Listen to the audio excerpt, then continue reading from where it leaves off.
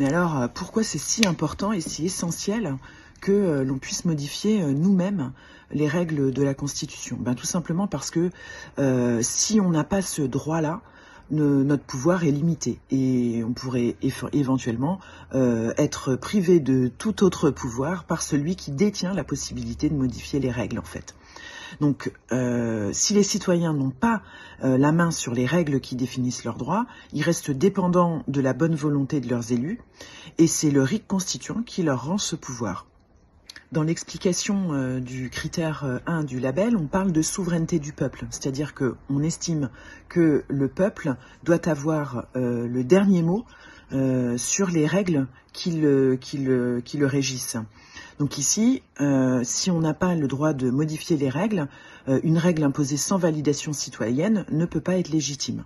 Et puis, il y a un autre élément important qui est à prendre en compte, c'est qu'une règle n'est pas éternelle et que les besoins évoluent, les générations changent et qu'un système figé, même très bien conçu à l'origine, devient injuste s'il ne peut pas être adapté par ceux qui le vivent au quotidien.